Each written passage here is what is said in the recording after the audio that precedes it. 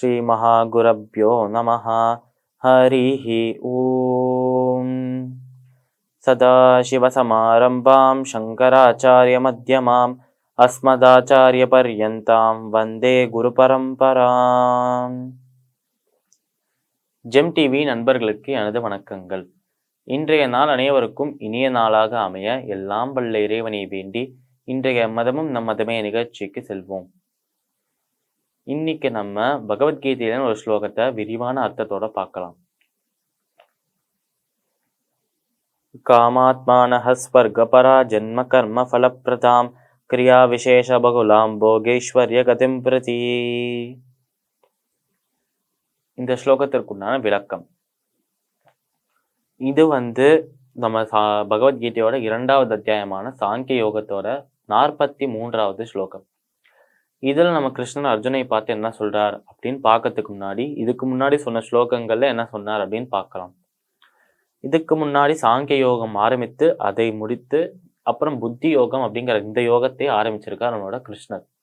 இதுக்கு முன்னாடி பார்த்த ஸ்லோகத்துல என்ன சொன்னார் அப்படின்னா, வேதங்கள்ல பார்க்கறதுக்கே நம்ம கவனத்தை ஈர்க்கக்கூடிய அளவுக்கு பார்க்கறதுக்கே அழகான, கேட்கறதுக்கே ஆனந்தத்தை கொடுக்கக்கூடிய விஷயங்களா இருக்கிற இந்த யாகங்கள், யஜ்ஞங்கள், பரிகாரங்கள் இதெல்லாம் தான் மக்களோட கண்களுக்கு தெரியாது. அதை தவிர்த்து அதை தாண்டி பரமாத்மா எப்படி இருப்பார், வாழ்வின் முறை என்ன, வாழறதுக்கான முறை என்ன அப்படிங்கிற விஷயங்கள் எல்லாம் யாரும் பார்க்கறதில்லை அப்படின்னு சொன்னார் கிருஷ்ணர். இந்த மாதிரி அந்த பார்க்கக்கூடிய பகுதிகளில் என்னென்ன இருக்கு, மக்கள் பார்க்கக்கூடிய அந்த கவனத்தை ஈர்க்கக்கூடிய பகுதிகளில் என்னென்ன இருக்கு அப்படிங்கிறத இந்த ஸ்லோகத்துல விரிவா எடுத்து சொல்றார் நம்மளோட கிருஷ்ணர். காமாத்மானஹ ஸ்வர்கபரா ஜன்ம கர்ம ஃபலப்ரதாம். அதாவது காமாத்மானஹ ஆசைப்பட்ட விஷயங்கள் எல்லாம் கிடைக்கக்கூடிய வழிகளை வேதங்கள் சொல்றதாம். யாகங்களின் சுரூபமாக, பக்தி யோகம், கர்மயோகம், ஞான யோகத்தின் சுரூபமாக. காமாத்மானஹ ஸ்வர்கபரா அதாவது ஸ்வர்க்கத்தை சென்று அடையறதுக்கான வழியையும் சொல்றதாம் வேதங்கள். காமாத்மானஹ ஸ்வர்கபரா ஜன்ம கர்ம ஃபலப்ரதாம். அதாவது பிறந்ததுலேருந்தும் சரி, நம்ம பிறந்ததுக்கான பலனும் சரி, கர்மங்களின் பலனையும் சரி எப்படி சீக்கிரமாக அடையாது, இதெல்லாம் எப்படி சீக்கிரமாக நஷ்டம் செய்யறது, அது கெட்ட பலன்களா இருந்தா எப்படி நஷ்டம் செய்யறது அப்படிங்கிற விஷயத்தையும் சொல்றதாம் வேதங்கள். ஜன்ம கர்ம ஃபலப்ரதாம் கிரியா விசேஷ பகுலாம் போகேஸ்வரிய கதிம் பிரதி. கிரியா விசேஷ பகுலாம் அதாவது பார்க்கறதுக்கே ஆடம்பரமான, பார்க்கறதுக்கே அழகான, பார்க்கறதுக்கே கவனத்தை இருக்கக்கூடிய வகையில இருக்கிற யாகங்களை பத்தி சொல்றதாம் வேதங்கள். போகேஸ்வரிய கதிம் பிரதி. போகேஸ்வர்யா, போகம் அப்படின்னா சந்தோஷம், ஆனந்தம்னு அர்த்தம்.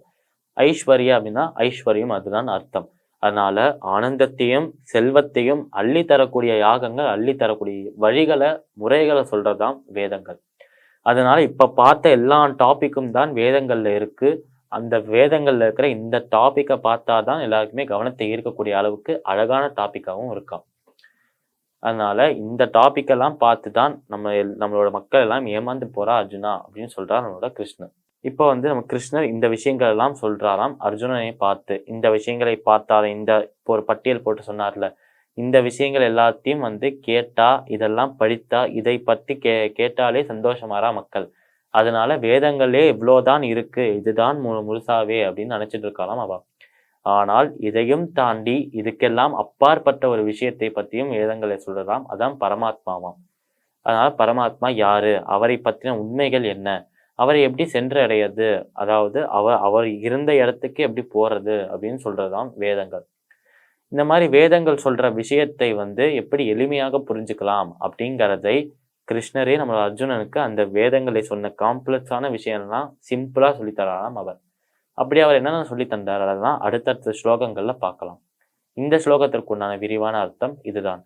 மீண்டும் நாளை சந்திப்போம். நன்றி, வணக்கம்.